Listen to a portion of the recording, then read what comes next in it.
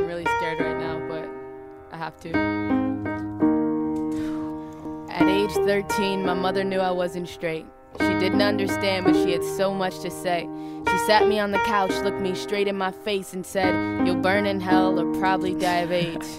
It's funny now, but at 13, it was pain. To be almost... ខ្ញុំមកពីខេត្តបាត់ដំបងហើយខ្ញុំជាកូនបងគេនៅក្នុងក្រុមគ្រួសារហើយខ្ញុំភេទរបស់ខ្ញុំគឺអ្នកស្រឡាញ់ភេទដូចគ្នាគឺបរោះស្រឡាញ់បរោះតែខ្ញុំចាត់ទុកខ្លួនឯងហ្នឹងដូចជាស្ត្រីអញ្ចឹងណាភាគច្រើនខ្ញុំចូលចិត្តតែងខ្លួនជាស្រីអីចឹងចាខ្ញុំស្គាល់មេងហួងរយៈពេលចង់76ឆ្នាំហើយព្រោះពួកខ្ញុំគឺជាសិស្សរៀននៅមហាវិទ្យាល័យជាមួយគ្នាគាត់គឺជាមនុស្សដែលរុះរេរាក់ទាក់ហើយយកចិត្តទុកដាក់ចំពោះអ្នកដទៃហើយប៉ុន្តែខ្ញុំគិតថាខ្ញុំមានអារម្មណ៍ថាខ្ញុំអាណិតហើយខ្ញុំស្រឡាញ់គាត់និយាយរួមទៅកន្លែងគឺជាស្ថាប័នមួយនៅជាសហគមន៍របស់ខេមសៀនហើយគាត់ជាដៃគូរបស់ខ្ញុំឈ្មោះឈឹមកុលវិស័យអាយុ32ឆ្នាំខ្ញុំចាប់ដើមដឹងថាខ្ញុំស្រឡាញ់ភេទគ្នាគឺនៅពេលដែលខ្ញុំបញ្ចប់ថ្នាក់ទី9ពីព្រោះអីនៅពេលដែលខ្ញុំរៀនគឺខ្ញុំបានដើរជាមួយមិត្តភក្តិស្រីរបស់ខ្ញុំម្នាក់ប៉ុន្តែនៅពេលដែលមានបញ្ហាមួយគ្នាគឺខ្ញុំមានអារម្មណ៍ថាខ្ញុំខុសប្លែកយកចិត្តដាក់គាត់ខុសប្លែកពីមុនហើយនៅពេលដែលដឹងថាគាត់ឃើញសង្សាររបស់គាត់អីចឹងគឺខ្ញុំមានអារម្មណ៍ថាបញ្ចាំងហើយពេលហ្នឹងគឺខ្ញុំរៀនថ្នាក់ទី9ចូលទី10ហើយអញ្ចឹងខ្ញុំក៏បានដឹងថាខ្លួនឯងជាអ្នកស្វែងភេទគ្នាខ្ញុំតែដឹង5ឆ្នាំហើយខ្ញុំធ្លាប់មានការចាញ់មួយពីរនាក់ព្រោះមកខ្ញុំជួបគាត់ពេលខ្ញុំនៅមួយខ្ញុំអត់មានអារម្មណ៍តែពេលនៅមួយថ្ងៃខ្ញុំមានអារម្មណ៍ថាខ្ញុំក្នុងឆ្នាំ2009ទៅ2010ចាខ្ញុំក៏ស្រឡាញ់មនុស្សភេទដូចគ្នានឹងគាត់តែជាការចង់ដឹងឯងក៏ប៉ុន្តែឥឡូវនេះគឺសម្រាប់ខ្ញុំគឺខ្ញុំអត់មានចិត្តថាស្រឡាញ់មនុស្សប្រុសឬក៏មិនទេតាមពិតទៅតាំងពីបងកើតមកតាំងពីទូចម៉ាក់បងបានប្រាប់បងថាបងជាមនុស្សម្នាក់ដែលចូលចិត្តខោអាវនិងការស្លៀកពាក់ជាមនុស្សស្រីណាកើតងាមកហើយយើងធំប្រហែលជា3-4ឆ្នាំហ្នឹងយើងដឹងថាយើងហ្នឹងដែលពាក្យខ្មែរយើងប្រើពាក្យខ្ទើយណាអញ្ចឹងគឺក្រុមបរោះស្រឡាញ់បរោះហ្នឹងហើយក៏ប៉ុន្តែគឺយើងចូលចិត្តតែលេងតែមួយស្រីចូលចិត្តលេងតែជាមួយនឹងក្មេងស្រីលេងបៃឡប់បឡលេងម៉ែដេញវាយអីចឹងណាចំពោះពាក្យថាអ្នកស្រឡាញ់ភេទដូចគ្នាបើយើងនិយាយជាភាសាអង់គ្លេសគឺមានន័យថា LGBT ហើយ LGBT គឺជាពាក្យកាត់របស់ភាសាអង់គ្លេសប៉ុន្តែសម្រាប់ភាសាខ្មែរយើងអត់មានពាក្យកាត់ទេគឺយើងប្រើពាក្យថាអ្នកស្រឡាញ់ភេទដូចគ្នាតែម្ដងពាក្យថា LGBT គឺឈរឲ្យ lesbian ដែលមានន័យថាស្រីស្រឡាញ់ស្រី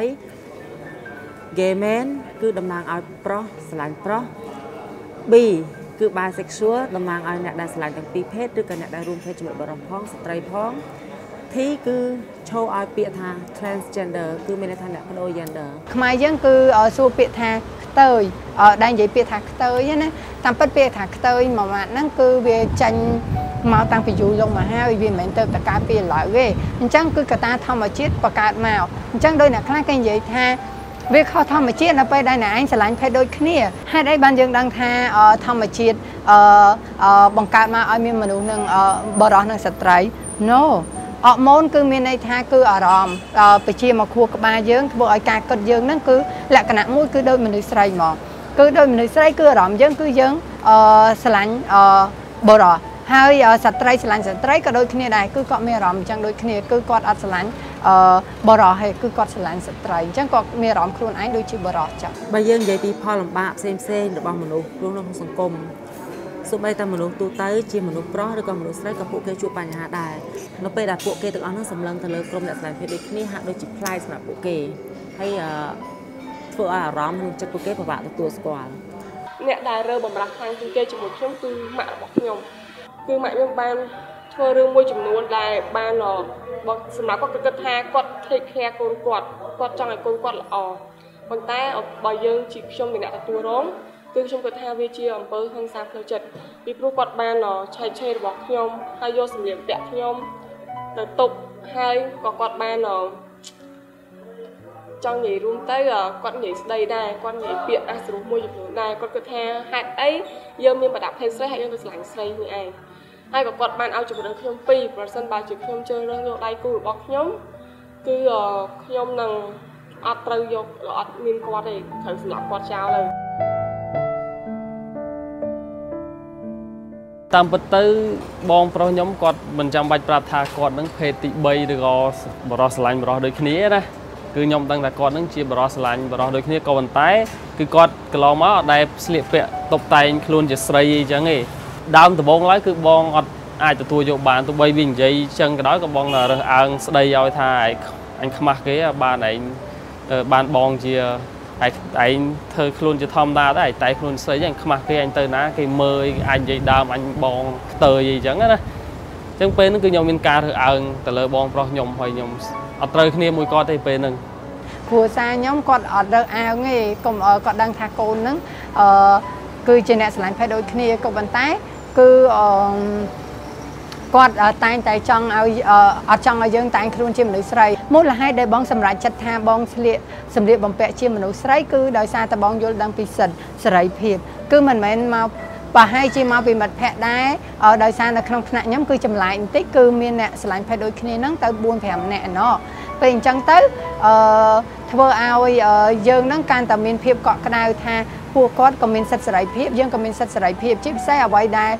ការសម្រេចចិត្តនៃការស្លៀកពាក់ហ្នឹងគឺផ្ដើមចេញពីបេះដូងខ្លួនឯងពីព្រោះតាមពិតទៅយើងចង់បង្ហាញភាពស្រស់ស្អាតរបស់ខ្លួនឯងទៅដល់អ្នកដទៃពីមុនគឺពេលបងឃើញបរិសុទ្ធស្រឡាញ់បរិសុទ្ធដូចគ្នាយើងហៅឬក៏ហៅថាខ្ទើយហ្នឹងការបងឃើញដំបងអ្នកដទៃក៏បងម៉ាក់ងាយឲ្យបងសើចអញ្ចឹងណាថាអានេះឈួតតែខ្លួនអញ្ចឹងអត់ចេះខ្មាស់គេអញ្ចឹងណាហើយពេលហ្នឹងគឺបងអត់ចូលចិត្តទេពួកអស់ហ្នឹងបងអត់ដែរឲ្យតម្លៃទេតែដល់ពេលក្រោយមកគឺបងគិតថាតាំងពីបងធ្វើសារណាឲ្យបងមានការយល់ដឹងតាក់ទងនឹងក្រុមពួកគាត់ទៅថាពួកគាត់មិនចង់ខ្លាយជាបរិសុទ្ធស្រឡាញ់បរិសុទ្ធអញ្ចឹងទេតែអាហ្នឹងធ្វើម៉េចធម្មជាតិដែលគាត់កើតមកទៅជាអញ្ចឹងក៏បងលេងរើសអើងគាត់ទៅហើយគិតថាសំខាន់ឲ្យតែគាត់មានអាជីពការងារអីច្បាស់លាស់ណាតាមពិតទៅការអ្វីដែលពិបាកបំផុតសម្រាប់ខ្លួនខ្ញុំគឺខ្ញុំមានអារម្មណ៍ថាហេតុអីបានជាខ្ញុំកើតមកមិនមែនជាស្រីហេតុអីបានខ្ញុំកើតមកពាក់កណ្ដាលអញ្ចឹងខ្ញុំអត់ចង់រស់នៅបែបហ្នឹងទេបើសិនជាអាចវិលជាតិម្ដងទៀតគឺខ្ញុំចង់កើតមកជាប្រុសគឺស្រីជាស្រីហ្មងនៅពេលដែលខ្លួនឯងចាញ់មកអូខេដោះរោមឬក៏អីចឹងគឺមានអារម្មណ៍ថាស្អប់មែនទែនគឺអត់ចង់ឲ្យមានអញ្ចឹងទេគឺខ្ញុំចង់ឲ្យខ្លួនឯងមានភាពស្រស់ស្អាតក៏ប៉ុន្តែវាមិនអាចប្រឆាំងនៅអ្វីដែលជាធម្មជាតិនៅការលំបាករបស់យើងបានគឺវាពិបាកមែនទែនហើយនឹងការរើសអើងគឺពីក្រុមការងារពីអ្នកចិត្តខាងមួយចំនួនផងដែរហើយនឹងមិត្តភ័ក្តិមួយចំនួនក៏ប៉ុន្តែជំរឿដែលខ្ញុំជ្រើសរើសថាការចែកចេញពីផ្ទះហ្នឹងវាមិនមែនជាជំរឿដំបូងរបស់ខ្ញុំទេវាជាជំរឿចុងក្រោយគាត់សម្រេចចិត្តថាយកខ្ញុំទៅនៅបាត់ដំបងវិញខ្ញុំគិតថាវាកាន់តែពិបាកពីព្រោះអីគាត់នៅតែមានកលៈទេសៈមួយកំណត់របស់គាត់មួយគឺកូនគាត់គឺត្រូវតែស្លៀកពាក់ជាស្រីហើយស្រឡាញ់ប្រុសអញ្ចឹងមកខ្ញុំសម្រេចចិត្តថាបើសិនជាខ្ញុំនៅជិតគាត់ទៀតគឺសូម្បីតែការស្លៀកពាក់គឺខ្ញុំមិនអាចធ្វើបានផងអញ្ចឹងខ្ញុំក៏សម្រេចចិត្តរើសជំរឿចុងក្រោយហ្នឹងវាជាជំរឿមួយដែលមនុស្សគ្រប់គ្នាមិនគួរតែធ្វើពីព្រោះអីខ្ញុំគិតថាការជ្រើសរើសហ្នឹងវាធ្វើឲ្យយើងមានផលប៉ះពាល់ក្នុងការរស់នៅទៅពេលយើងអាចចេញពីគ្រួសារខ្ញុំប្រាប់ម៉ាក់ខ្ញុំបាយខ្ញុំឲ្យហ៊ានប្រាប់សម្រាប់ខ្ញុំវិញគឺអ្នកផ្ទះទាំងអស់គាត់អត់បានដឹងនិយាយទៅគឺគាត់អត់ដឹងគាត់ដឹងថាកូនគាត់ណាមានសង្សារជាមនុស្សប្រុសមិនមែនមានសង្សារជាមនុស្សស្រីនៅខេត្តតកែមិត្តភក្តិខ្ញុំម្នាក់ហ្នឹងគឺឪពុកម្ដាយហ្នឹងគឺចាប់យកទៅស្រោចទឹកឲ្យគ្រូខ្មែរដេញក៏គាត់ថាអាហ្នឹងជាអំពើអូមអាបឬក៏មានបលឹងអីមួយចូលមកកូនគាត់ស្រឡាញ់ភេទដូចគ្នាហើយគាត់គិតថាហើយពេលខ្លះដោយសារកូនហ្នឹងចង់តំណែងមួយដៃគូរបស់គាត់ព្យាយាមយកទៅដាក់ក្នុងបន្ទប់ឬក៏ដាក់ច្បាប់ជើងកុំឲ្យចេញក្រៅផ្ទះខ្ញុំគិតថាវាជាអំពើហិង្សាខ្លាំងហើយសម្រាប់ប្រទេសដទៃមួយចំនួនហ្នឹងដែលមានកម្រិតធ្ងន់ហ្នឹងអ្នកខ្លះគេមានថ្នាក់ដល់ច្បាប់ដល់ថ្នាក់បហាជីវិតទៀតហើយសូមគេឲ្យក៏គេមានច្បាប់អនុម័តខាងផ្លូវភេទការរួមភេទ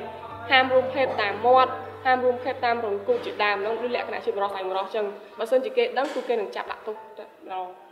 ហើយបើនៅខេត្តសៀមរាបមានមិត្តភ័ក្តិខ្ញុំម្នាក់មិនមែនជាមិត្តភ័ក្តិឯងនិយាយរួមទៅជាការងាររបស់ខ្ញុំគឺដើរស្ទង់ពីអ្នកស្រីភេទដូចគ្នាអ្វីដែលយកធ្លាប់ជួបផ្ទះហ្នឹងគឺបងស្រីម្នាក់ហ្នឹងគាត់ជាអ្នកស្រីភេទដូចគ្នានៅពេលដែលពួកអ្នកភូមិហ្នឹងគាត់ដឹងអញ្ចឹងប្រុសហ្នឹងគឺគាត់បានទៅចាប់រំលោភបងស្រីហ្នឹងរំលោភម្ដងហើយម្ដងទៀតរហូតដល់គាត់មានកូនដល់គាត់គិតថាមើលបើអញរំលោភទៅមួយហ្នឹងស្រឡាញ់ស្រីទៀតអត់ ការរើអាងដែលខ្លាំងជាងគេគឺនៅកន្លែងការងារហ្មងកន្លែងការងារពីអតីតកាលដូចខ្ញុំធ្វើនៅខ្ញុំអត់ចង់បញ្ចេញនៅស្ថាប័នមួយណាក៏ប៉ុន្តែគឺក្រុមការងារជាដៃគូក៏ពេញចិត្តយើងហ្មងគឺរបៀបដូចថាគាត់ស្ដីយើងថាអញ្ចេះគាត់ចាស់ហើយគាត់ស្ដីយើងថាហេតុអីបានតែឯងធ្វើចរិតតុនអញ្ចឹងប្រុសហើយស្រីលេមអីខ្ញុំនិយាយប្រាប់គាត់ថាអញ្ចេះខ្ញុំស្រីហើយគាត់ថាបើឯងស្រីអញ្ចឹងមិនដាក់ CV មកដាក់ស្រីហ្មងខ្ញុំថាបើគេឲ្យដាក់ខ្ញុំដាក់ស្រីមកហើយគឺខ្ញុំឆ្លោះយើងមិនចង់បង្កើតជាចំនួនជាមួយនឹងនាយកនៃអង្គការមួយនឹងទេក៏ប៉ុន្តែគឺដោយសារតែភ្នាក់កំណត់គាត់ហ្នឹងគឺចាស់កម្រិលគឺគាត់អត់ព្យាយាមយល់គាត់យល់តែពីខ្លួនគាត់យល់តែពីការគាត់ត្រូវចាំពាក្យមួយថាត្រូវយកចិត្តគេដាក់ចិត្តខ្លួនឯងផងអញ្ចឹងទៅវិញទៅមកមានន័យថា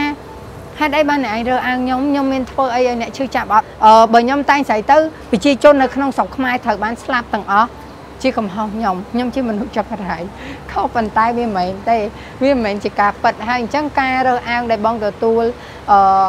ខ្លាំងជាងគេគឺសម្ពាធនៅក្នុងការងារពេលខ្លះទៅកូនចៅយើងគឺគាត់ក៏រើអាងយើងខ្លាំងណាស់ដែរអញ្ចឹងគឺធ្វើឲ្យយើងឈឺចាប់យើងអត់និយាយយើងអត់ស្ងប់ស្ងាត់ជានិច្ចធ្វើខ្លួនឯងឲ្យស្ងប់ស្ងាត់ហើយការរើអាងមួយទៀតពេលខ្លះយើងតែងស្រីអីចឹងទៅមានអ្នកខ្លះគាត់ស្វឹងអីគាត់ជេរយកអាក្រក់ពួកអាខ្ទើយកើតមកជាប្រុសមានប្រដាប់ភេទមានអីជាប្រុសអត់ចេះប្រើធ្វើខ្លួនជាស្រីអីចឹងគឺវាអក្រក់ស្ដាប់មែនទេនិយាយពាក្យអសរោះដែលបងអត់ចង់បញ្ចេញនៅក្នុងហ្នឹងទេហើយ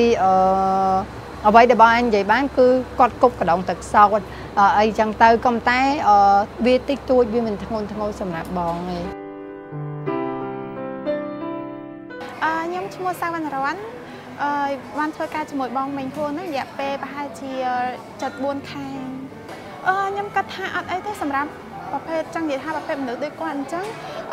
ជារឿងធម្មជាតិព្រោះគាត់មិនចង់មកកើតមកចង់អ្នកខ្លះគាត់រើអាងទៅអ្នកដែលគាត់យល់អំពីអារម្មណ៍ទីថាគាត់ក៏ពិបាកដែរសម្រាប់គាត់ក្នុងសង្គមខ្លះមនុស្សមួយចំនួននៅតែអត់តបើកធំទលាយតាក់ទងនឹងរឿងហ្នឹងប៉ុន្តែសម្រាប់ពួកខ្ញុំនិយាយទៅអត់អីទេព្រោះគាត់អត់មានធ្វើអីខុសឆ្គងមកលើពួកយើងទេហើយយើងក៏អត់មានធ្វើអីខុសឆ្គងទៅពួកគាត់អញ្ចឹងការងារអីនៅក្នុងបរិយាកាសការងារគឺដើរទៅរលូនខ្ញុំចាប់ផ្ដើមស្គាល់មេងហួងហ្នឹងកាលពីឆ្នាំ2008នៅពេលដែលខ្ញុំចាប់ផ្ដើមចូលរៀនថ្នាក់ផ្នែកប្រព័ន្ធផ្សព្វផ្សាយហ្នឹងហើយបន្ទាប់ពីហ្នឹងមកយើងចាប់ផ្ដើមបានស្គាល់ខ្ញុំចាប់ផ្ដើមបានស្គាល់មេងហួងមានអារម្មណ៍ពីរការជួបគាត់ដំបូងណាខ្ញុំទី1ខ្ញុំគិតថាខ្ញុំអត់ចង់រាប់អានគាត់ត្រង់ដោយសារមូលហេតុពីរដែលខ្ញុំអត់ចង់រាប់អានទី1ត្រង់ថាខ្ញុំខ្លាចរាប់អានទៅគឺខ្ញុំនឹងខ្លាយដូចជាពួកគាត់ត្រង់ថាខ្ញុំដឹងថាតើមានការសិក្សាដែលបង្ហាញថាមនុស្សកាលណាយើងរាប់អានអញ្ចឹងធ្វើឲ្យយើងខ្លាចជាបរិសុទ្ធភេទទី3ដែរឬក៏យ៉ាងម៉េចទី2ខ្ញុំមានភាពអាម៉ាស់ត្រង់ថាដើរទៅ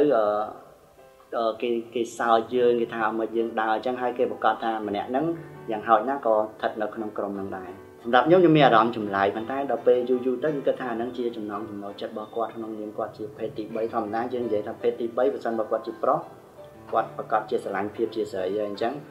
អានឹងជាចំណងចិត្តរបស់គាត់ទៅមិនមកគាត់ធម្មជាតិមកអញ្ចឹងហើយមានអារម្មណ៍ថាបើសិនជាខ្ញុំរើសអើងគាត់មួយទៀតដូចជាធ្វើឲ្យគាត់នឹងខ្លាយទៅជាមនុស្សមួយដែលអត់មានអ្នកយកចិត្តទុកដាក់ព្រោះកំឡុងពេលហ្នឹងខ្ញុំមើលឃើញថាមានមនុស្សជាច្រើនដែលនៅជុំវិញខ្លួនគាត់រួមទាំងមិត្តភ័ក្តិខ្លះដែរដែលគេអត់ពេញចិត្តឬក៏គេអត់ចូលចិត្តឬក៏គេរើសអើងគាត់ដោយសារតែគាត់ជាមនុស្សភេទទី3អញ្ចឹងបើសិនជាខ្ញុំជាមិត្តភ័ក្តិដែលជិតស្និទ្ធដំបូងហើយរាប់អានមួយគាត់ហើយខ្ញុំប្រព្រឹត្តបែបហ្នឹងទៀតខ្ញុំគិតថាដូចជាយើងបោះបង់គាត់ចោលអញ្ចឹងដើម្បីបញ្ឈប់ការរើអើងទៅលើអ្នកស្រឡាញ់ភេទដូចគ្នាតាមបណ្ដាផ្សព្វផ្សាយផ្សេងៗដែលមានដូចជាទូរទស្សន៍វិទ្យុជាដើមបន្តឬក៏បន្ថែមការផ្សព្វផ្សាយពីក្រុមអ្នកស្រឡាញ់ភេទដូចគ្នាទៅដល់អ្នកទស្សនានិងអ្នកស្ដាប់ដើម្បីឲ្យពួកគេបានយល់កាន់តែច្បាស់អំពីស្ថានភាពពិតប្រាកដរបស់អ្នកស្រឡាញ់ភេទដូចគ្នាហើយដើម្បីជំរុញពួកគេឲ្យចាប់អារម្មណ៍ទៅលើក្រុមស្រឡាញ់ភេទដូចគ្នានៅពេលដែលពួកគេចាប់អារម្មណ៍ពួកគេអាចនឹងយកទៅពិចារណាម្ដងទៀតហើយកត្តានៃការរើអើងនឹងអាចកាត់បន្ថយស្ថានភាពនេះដែរបន្ថែមពីលើនឹងទៀតរដ្ឋាភិបាលគួរតែគិតថានេះគឺជាបញ្ហាមួយដែលមនុស្សក្នុងសង្គម កំពុងទទួលបាននៅការរំលោភសិទ្ធិក្នុងនាមជាមនុស្សដូចគ្នាក្នុងសង្គម ខ្ញុំគិតថាគួរតែលើកកម្ពស់ពួកគាត់ឲ្យពួកគាត់មានសិទ្ធិសេរីភាពនៅក្នុងការដាក់ការងារស្មើភាពគ្នាទាំងបរិសុទ្ធទាំងស្ត្រីទាំង lesbian ទាំងស្រីស្រឡាញ់ស្រីទាំងបរិសុទ្ធស្រឡាញ់បរិសុទ្ធផងដែរគឺទាំងអស់អញ្ចឹងគឺគ្រប់គ្រាន់សម្រាប់ខ្ញុំពីព្រោះខ្ញុំសប្បាយចិត្តនៅពេលដែលអ្នកទាំងអស់គ្នាស្រឡាញ់ខ្ញុំនៅពេលដែលខ្ញុំស្រឡាញ់អ្នកដូចគ្នា So here's to being able. Here's to love. Here's to loving just because. Here's to acceptance. Here's to never fearing the fear of rejection. Here's to love and never neglecting who it is you feel you are. Here's to bullies because beatings cannot last forever. Here's to the moment that you realize things do get better. Here's to the parents who will get it when it's too late. Here's to second chances. Here's to new fate. Here's to every single moment you've ever had to hide you. Here's to the single star shining bright inside you, asking you to guide you. Here's to who you'll be when you've figured it all out. Here's to momentary doubt. Here's to feeling, because we all feel it the same. Here is to the moment that things will change.